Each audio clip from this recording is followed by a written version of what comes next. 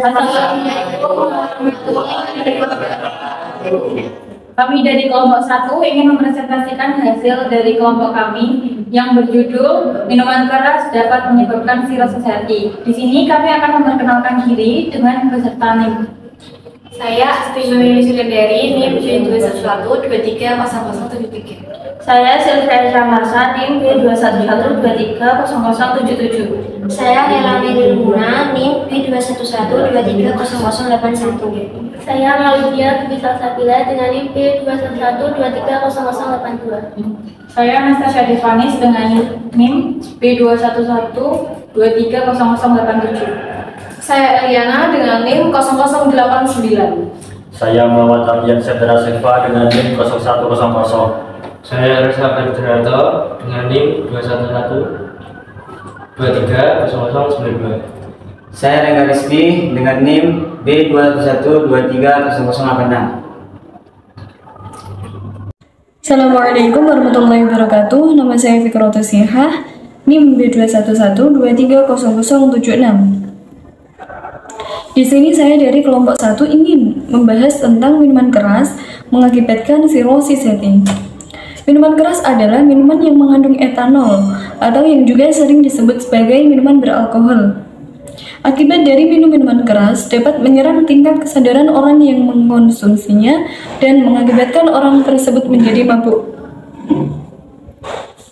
Saya akan membahas tentang sirosis hati. Sirosis hati adalah penyakit serius pada hati. Sirosis ditandai dengan kerusakan jaringan hati yang mengakibatkan hati tidak dapat berfungsi secara optimal. Perkenalkan, saya Eliana Ardani, NIM 0089. Di sini, saya akan menjelaskan tentang proses terjadinya sirosis hati yang disebabkan oleh mengonsumsi minuman keras.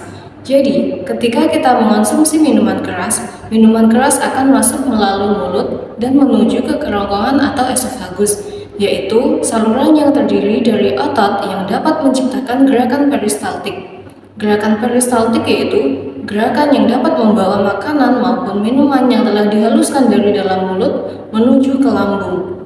Nah, esofagus ini memiliki panjang sekitar 20 cm dan dilapisi oleh mukosa, yaitu lapisan lendir yang melindungi esofagus dari kuman maupun bakteri yang terbawa oleh makanan ataupun minuman yang kita konsumsi.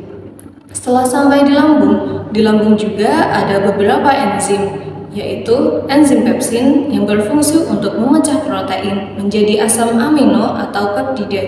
Ada juga klorida atau HCl yang berfungsi memecah protein dan membunuh kuman yang ada di dalam lambung yang terbawa oleh makanan ataupun minuman yang kita konsumsi.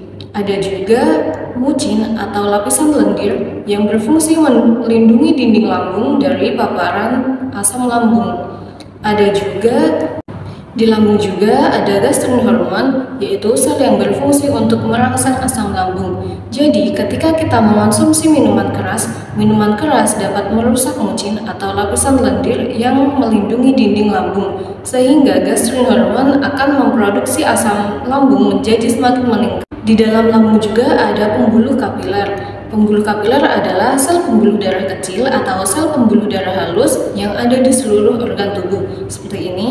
Nah, salah satu fungsi pembuluh kapiler adalah menyerap cairan yang ada di dalam tubuh, sehingga ketika kita mengonsumsi minuman keras akan diserap oleh pembuluh kapiler, sehingga pembuluh kapiler akan menyebarkan minuman keras tadi ke seluruh tubuh. Minuman keras masuk melalui pembuluh kapiler. Setelah dari lambung, air minuman keras masuk usus halus, yaitu saluran pencernaan yang bertugas menyerap berbagai nutrisi dan makanan, seperti karbohidrat, lemak, protein, serta mineral. Saluran ini memiliki panjang hingga 7 meter dan terbagi menjadi 3 bagian. Yang pertama ada usus 12 jari, usus kosong, dan terakhir ada usus penyerapan. Di sekitar usus terdapat pembuluh kapiler, yaitu pembuluh darah terkecil dibandingkan pembuluh lainnya. Pembuluh darah tersebut berfungsi untuk menyaring dan menyerap cairan tubuh serta tempat terjadinya pergantian oksigen dan karbodioksida. Setelah masuk ke pembuluh kapiler dan air minuman keras masuk ke pembuluh darah dan bercampur dengan darah, maka akan dibawa pembuluh pena, yang mana pembuluh pena ini berfungsi sebagai penyimpanan dan jalan untuk darah kembali mengalir ke jantung. Sekian. Selanjutnya, minuman keras masuk ke jantung dan paru-paru. Air minuman keras yang sudah bercampur dengan darah di pembuluh vena akan dialirkan ke jantung untuk dipompa. Setelah dipompa, akan terjadi peredaran darah besar dan peredaran darah kecil. Peredaran darah besar dimulai dari bilik kiri jantung ke aorta yang membawa darah kaya akan oksigen dari jantung ke seluruh tubuh, lalu ke arteri dan ke organ-organ di tubuh kecuali paru-paru, lalu ke vena dan ke serambi kanan jantung. Sedangkan peredaran darah kecil dimulai dari bilik kanan jantung ke arteri pulmonalis yang membawa darah yang mengandung karbon dioksida dari jantung ke paru-paru, lalu dari paru-paru ke vena dan ke serambi kiri jantung, lalu kembali lagi ke bilik kiri jantung. Setelah diedarkan ke seluruh tubuh, air minuman keras masuk ke hati. Oke, jadi di sini saya akan menjelaskan minuman keras yang masuk ke dalam organ hati. Hati berperan penting dalam proses 1. Menghancurkan sel darah merah, yaitu menghancurkan sel darah merah yang sudah tua. Yang kedua, membersihkan darah dari semua yang berbahaya, misalnya yang berasal dari obat-obatan, alkohol, hingga racun. Lalu yang ketiga, memproduksi protein, yaitu menjaga cairan dalam sistem sirkulasi tubuh, dan protein berperan penting dalam proses pembentukan darah serta sistem kekebalan tubuh juga dihasilkan oleh hati. Lalu yang keempat, penyimpanan nutrisi. Hati berperan penting dalam proses penyimpanan nutrisi, misalnya zat besi, vitamin A, B12, hingga racun. Langsung yang terakhir, metabolisme nutrisi, yaitu amonia mengubah urea dan dikeluarkan di urin, lalu dikeluarkan di ginjal. Langsung dari beberapa fungsi yang sudah saya jelaskan, jika mengkonsumsi minuman keras secara terus-menerus bahkan berlebihan dapat merusak fungsi hati dan menyebabkan penyakit sirosis. Sekian, terima kasih. Akibat dari meminum minuman keras akan merusak fungsi hati dan akan mengakibatkan beberapa penyakit, salah satunya itu penyakit sirosis hati. Nah, gejala awal orang yang terkena penyakit sirosis hati ini yaitu nafsu makan menurun sehingga akan mengakibatkan tubuh menjadi kurus. Telapak tangan akan memerah, mudah merasa lelah dan mual, penurunan berat badan secara signifikan, lemas dan lesu sehingga tidak memiliki semangat. Nah, jika gejala-gejala itu sudah terjadi pada diri kita, itu kemungkinan akan berkelanjutan pada penumpukan lemak di dalam hati. Saya Reza Ferdaharto dengan NIM 0092. Pelemakan hati atau yang disebut juga dengan fatty liver adalah sebuah istilah yang digunakan untuk menunjukkan kondisi ketika terdapat pelemakan hati yang berlebihan pada hati. Kondisi ini membuat organ hati menjadi sulit bekerja. Gejalanya seperti rasa mual atau begah pada bagian kanan atas perut, mual, hilang nafsu makan, berat badan berkurang, dan tubuh terasa lemah. Nah, liver fibrosis yaitu kondisi ketika hati dipenuhi oleh jaringan parut sehingga tidak lagi mampu berfungsi dengan baik. Jaringan parut merupakan jaringan bekas luka yang terbentuk sebagai bagian dari proses penyembuhan. Pembentukan fibrosis berawal dari peradangan atau cedera hati yang berulang-ulang atau berlangsung dalam jangka panjang. Beberapa gejalanya, 1. Ada badan lesu, penurunan nafsu makan, penurunan berat badan tanpa sebab yang jelas, penumpukan cairan pada perut atau kaki, kulit dan mata tampak kekuningan, serta kesulitan untuk berpikir jernih.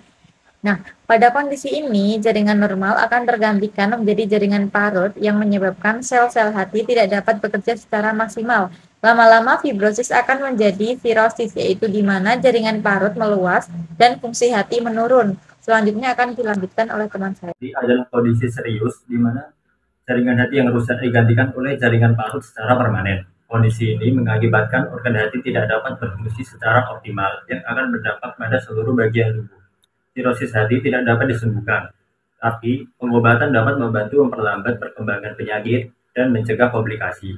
Berikut ini adalah gejala-gejala yang akan ditimbulkan dan perawatan untuk mencegah pemburukan yang akan dijelaskan oleh Ica. Selanjutnya, gejala penyakit sirosis hati tahap akhir. Beberapa gejala yang dialami pengidap penyakit sirosis hati. Yang pertama, kulit dan mata menguning, kulit terasa gatal, perubahan warna urin menjadi lebih gelap, perut dan kaki membengkak, perubahan pembuluh darah di sekitar pusar, muntah darah seperti gambar di samping, terus warna kotoran BAB menjadi hitam, pembesaran payudara pada pria, mudah mengalami memar dan berdarah, sering merasa kebingungan saat beraktivitas, rambut rontok, dan koma. Jadi, penyakit sirosis hati adalah kondisi yang tidak dapat disembuhkan, hanya saja bisa dilakukan perawatan untuk mencegah pemburukan dan menangani komplikasi serta meringankan gejalanya. Cara yang dapat dilakukan untuk meringankan gejala seperti menghentikan kebiasaan minuman keras, diet rendah garam, dan mengonsumsi obat sesuai anjuran dokter. Dari kami, mohon maaf jika ada kesalahan kata. Wassalamualaikum